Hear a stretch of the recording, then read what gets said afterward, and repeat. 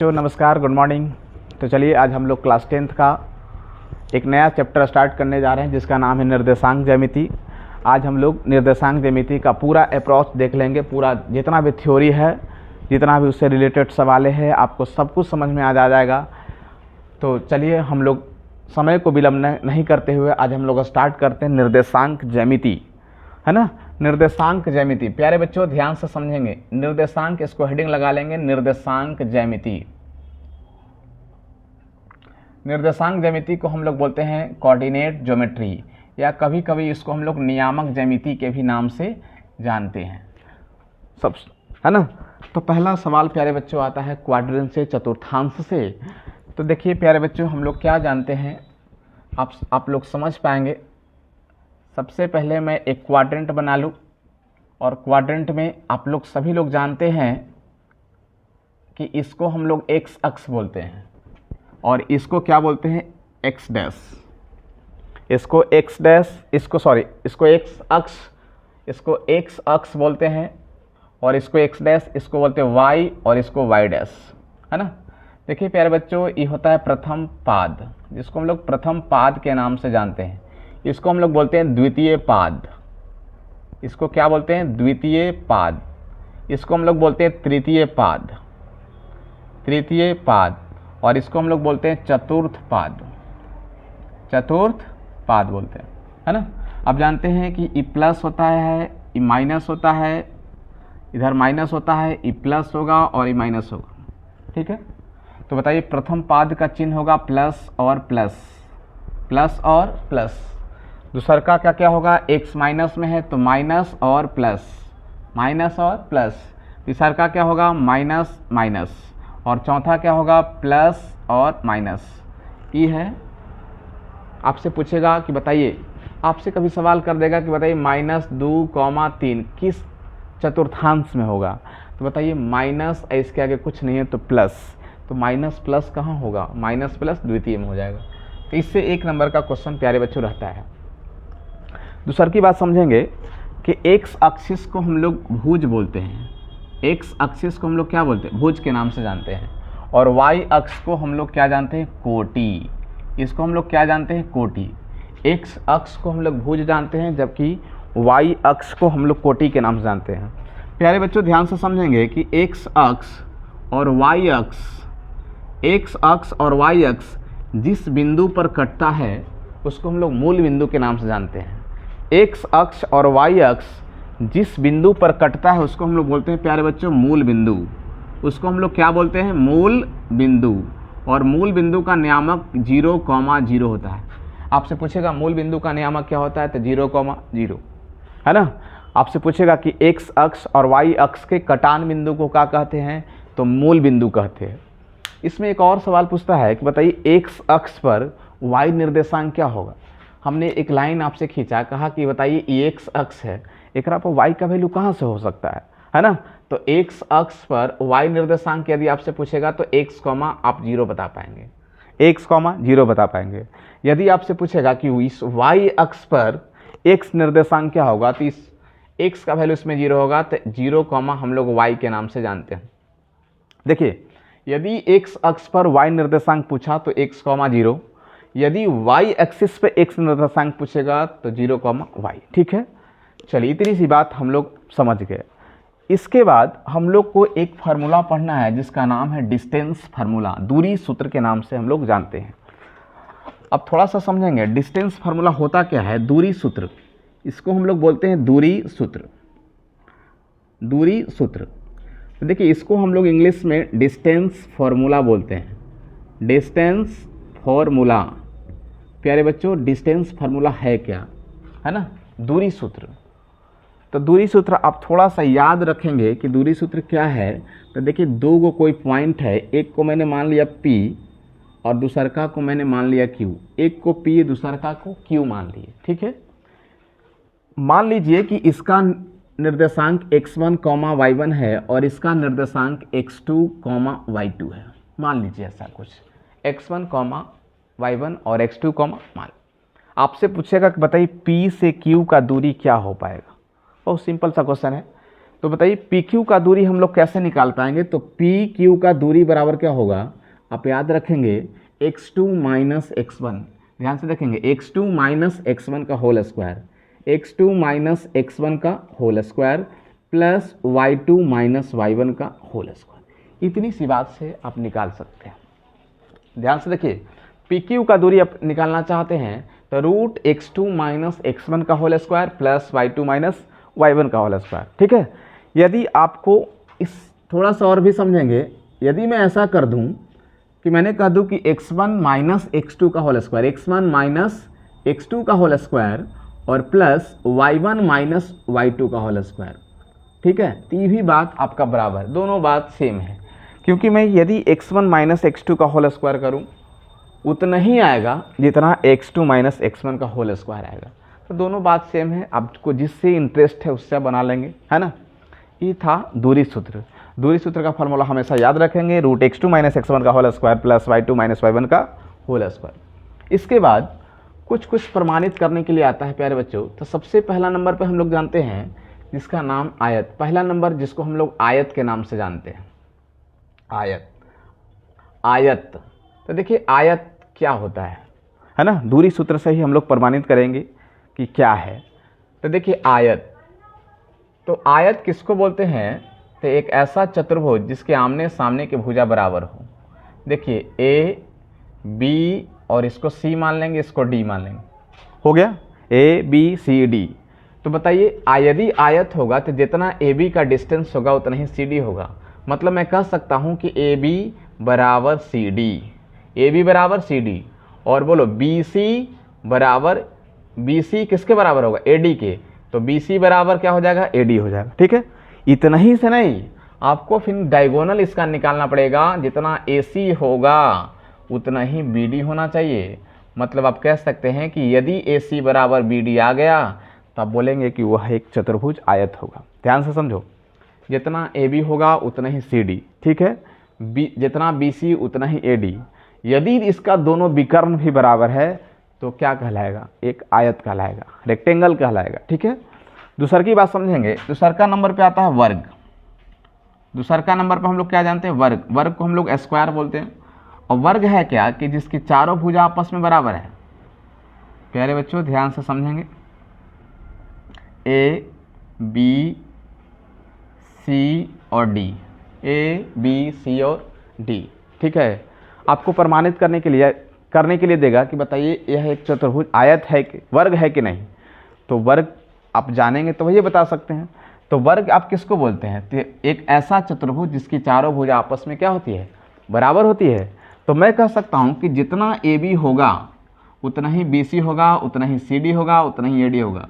तो मैं इतनी सी बात कह सकता हूं कि ए बी बराबर बी सी बराबर सी डी बराबर ए डी। ये चारों भुजा आपस में क्या होना चाहिए? बराबर होना चाहिए। यदि चारों भुजा आपस में बराबर हो गया तो उसका विकर्ण चेक करेंगे, ए सी और बी डी। यदि ए सी बराबर बी डी, यदि दोनों विकर्ण भी आपस में बराबर है तो मैं कहूँगा कि यह एक वर्ग होगा। यह क्या होगा? वर्ग कहलाएगा। प्यारे बच्चों, आयत से बना समानांतर चतुर्भुज। देखिए तीसरा नंबर पे है जिसको हम लोग बोलते हैं समानांतर, समानांतर चतुर्भुज। समानांतर चतुर्भुज। देखिए समानांतर चतुर्भुज कैसा होता है? थोड़ा सा उसको तिरछा कर लेंगे तो हो जाएगा समानांतर चतुर्भुज, ऐसा होगा। ध्यान से देखेंगे, देखिए समानांतर चतुर्भुज ऐसा होता है। इसको मानेंगे ए, इसको मानेंगे बी, इसको मानेंगे सी और इसको मानेंगे डी। ठीक है, समानांतर चतुर्भुज में भी आमने सामने की भुजा क्या हो जाएगा? बराबर हो जाएगा। मैं कहूँगा कि जितना ए बी होगा उतना ही सी डी होगा, ए बी बराबर सी डी। जितना बी सी होगा उतना ही क्या होगा? ए डी होगा। मैं कहूँगा कि बी सी बराबर क्या हो जाएगा? ए डी हो जाएगा। लेकिन एक चीज़ आप देखेंगे कि ए सी जो होगा वो बी डी के बराबर नहीं आएगा। आपको देख करके पता चल रहा होगा, मतलब A C does not equal to B D, A C does not equal to B D. आमने सामने की भुजा बराबर तो रहेगा लेकिन उसका विकर्ण बराबर नहीं रहेगा, तो उसको हम लोग क्या बोलते हैं? समानांतर चतुर्भुज बोलेंगे। उसके बाद चौथा नंबर पे है जिसको हम लोग बोलते हैं समचतुर्भुज। इसका नाम है समचतुर्भुज। समचतुर्भुज किसको बोलते हैं? ध्यान से समझेंगे। देखिए समचतुर्भुज क्या होता है कि जिसकी चारों भुजा लगभग आपस में बराबर, जिसकी चारों भुजा आपस में बराबर, ध्यान से देखेंगे ऐसा लगना चाहिए कि जिसकी चारों भुजा आपस में क्या हो, बराबर हो, है ना। देखिएगा A B C D, A B C और डी, ठीक है। तो यदि आपको समचतुर्भुज साबित करने के लिए आ जाए, समचतुर्भुज प्रमाणित करने के लिए आ जाए, सिद्ध करने के लिए आ जाए, तो आप क्या करेंगे कि चारों भुजा निकालेंगे। तो चारों भुजा निकालेंगे तो चारों बराबर आना चाहिए, ए बी बराबर बी सी बराबर सी डी और बराबर ए डी। ये चारों क्या होना चाहिए, बराबर होना चाहिए। ये चारों क्या होना चाहिए, बराबर होना चाहिए। यदि बराबर हो गया, यदि बराबर हुआ तो उसका विकर्ण चेक करेंगे कि यदि विकर्ण यदि हम चेक किए और यदि विकर्ण बराबर नहीं आया, AC does not equal to BD, तो मैं कहूंगा कि समचतुर्भुज होगा। मैं क्या कहूंगा, समचतुर्भुज होगा, क्योंकि समचतुर्भुज में विकर्ण बराबर नहीं होता। यदि विकर्ण बराबर हो गया तो उस समचतुर्भुज न कह के उसको हम वर्ग बोलेंगे। जिसकी चारों भुजा आपस में बराबर होता है तथा दोनों विकर्ण बराबर होता है तो उसको हम लोग कहते हैं क्या, वर्ग कहते हैं। इतनी तक तो बात आपको समझ में आया होगा। एक बहुत ज़्यादा इंपॉर्टेंट है जो आपसे पूछता है कि समकोण त्रिभुज, समकोण त्रिभुज आपसे पूछता है कि बताइए, प्रमाणित करेंगे कि एक दर्शाइए कि यह समकोण त्रिभुज है कि नहीं है। प्यारे बच्चों ध्यान से समझिए कि मैं यदि समकोण की मैं बात करूं तो बहुत आसान सी बात है, बहुत आसान सी बात है। ए बी सी, ई कोण 90 डिग्री है। आपको तीनों भुजा निकाल लेना है। आपको क्या निकालना है, ए बी निकालना है, बी सी निकालना है और ए सी निकालना है। ए बी सी और ए सी। यदि सबसे बड़ी भुजा, मतलब मैं कह दूं कि ए सी का स्क्वायर बराबर ए बी स्क्वायर और प्लस बी सी स्क्वायर यदि बराबर हो गया तो मैं कहूँगा कि एक समकोण त्रिभुज है। प्यारे बच्चों ध्यान से समझिए, तीनों का कोऑर्डिनेट दिल रहेगा, ए का, बी का और सी का। आप ए बी निकालेंगे, बी सी निकालेंगे और ए सी निकालेंगे। तीनों निकालेंगे कैसे, तो हम लोग दूरी सूत्र से निकालेंगे, अभी पढ़े। तो दूरी सूत्र से निकाल लेंगे तो पहले क्या करेंगे कि सबसे बड़ा तो यहाँ पे हम ए सी लिए हैं, तो बोले ए सी का स्क्वायर बराबर होगा A B square plus B C square. A B square plus B C square बराबर यदि ए सी स्क्वायर आ जाएगा तो मैं कहूँगा कि यह एक समकोण त्रिभुज होगा, वह एक राइट एंगल ट्रायंगल होगा, है ना। उसके बाद छठा नंबर पे है जिसको बोलते हैं समबाहु त्रिभुज। ये भी बहुत इंपॉर्टेंट है आपको एग्जाम के लेकर के, समबाहु त्रिभुज। प्यारे बच्चों समबाहु त्रिभुज किसको कहते हैं, नाम से ही पता चल रहा है, समबाहु त्रिभुज जिसकी तीनों भुजा आपस में बराबर होती है उसको क्या कहते हैं, समबाहु त्रिभुज। समबाहु त्रिभुज आपको पता है कि जिसमें तीनों भुजा आपस में क्या होती है, बराबर होती है, ए बी सी। यदि आपको सिद्ध करने के लिए आ जाए कि सिद्ध करें कि एक समबाहु त्रिभुज है, तो बस आप कुछ नहीं करेंगे, तीनों भुजा निकाल लेंगे। जितना ए बी होगा, मतलब आप ए बी निकालेंगे और बी सी निकालेंगे और ए सी निकालेंगे। यदि तीनों भुजा आपस में बराबर हुआ तो वह क्या कहलाएगा, समबाहु त्रिभुज कहलाएगा। वह क्या कहलाएगा, समबाहु त्रिभुज कहलाएगा, ठीक है। यदि तीनों भुजा आपस में बराबर हो गया तो क्या कहलाएगा, समबाहु त्रिभुज कहलाएगा। और सातवां नंबर जिसको हम लोग बोलते हैं समद्विबाहु, समद्विबाहु त्रिभुज, समद्विबाहु त्रिभुज। समद्विबाहु त्रिभुज क्या बोलते हैं, आपको नाम से ही पता चल रहा होगा। समद्विबाहु त्रिभुज किसको कहते हैं, एक ऐसा त्रिभुज जिसमें कोई दो भुजा आपस में बराबर होता है। एक ऐसा त्रिभुज जिसमें कोई दो भुजा आपस में बराबर होता है, जिसमें कोई दो भुजा आपस में क्या हो गई, बराबर हो जाएगी। मैं कहूँ देखो प्यारे बच्चों, ये ए होगा, ये बी होगा और ये सी होगा। मैं कहूँ कि जितना ए बी उतना ही ए सी हो जाए। ए बी बराबर क्या हो जाए, कोई दो की मैं बात कर रहा हूँ, तो बताइए ए बी बराबर ए सी, ए बी बराबर ए सी। कोई दो भुजा आपस में बराबर होगा तो क्या कहलाएगा, समद्विबाहु त्रिभुज कहलाएगा। एक आपका क्या बच गया, कोलिनियर, संरेख। देखिए संरेख में क्या होता है, मैं आपको बता दूं, थोड़ा सा मेरे पास स्पेस तो नहीं है लेकिन मैं फिर भी बता रहा हूं कि संरेख, संरेख को हम लोग थोड़ा सा यहाँ पे देखेंगे। 8वां नंबर पॉइंट, संरेख। संरेख क्या होता है ना। संरेख होता क्या है, प्यारे बच्चों समझना कि यदि मान लो कि पॉइंट है ए बी और ई मैंने सी ले लिया, संरेख।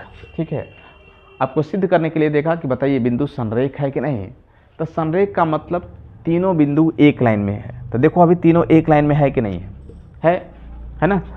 तो संरेख में तीन बिंदु, एक ए बी सी। तो पहले आप क्या निकालेंगे, ए बी निकालेंगे, बी सी निकालेंगे और ए सी निकालेंगे। ए बी बी सी और ए सी क्या निकालेंगे, क्या क्या निकालेंगे, ए बी निकालेंगे, बी सी निकालेंगे और ए सी निकालेंगे। तीनों आपको निकाल लेना है। निकालना के बाद क्या करना है कि कोई दो के जोड़ेंगे या तीसरा के बराबर आ जाएगा। समझो, यहाँ पर मैं कह दूं इसमें ए बी निकालेंगे, बी सी निकालेंगे और ए सी निकालेंगे।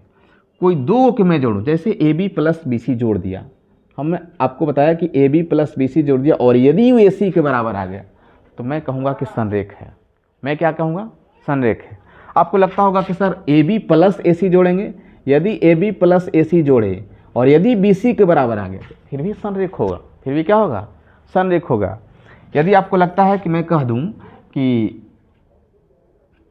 बी सी और प्लस ए सी को जोड़े और वह ए बी के बराबर आ गया फिर भी प्यारे बच्चों संरेख है, संरेख कहलाएगा।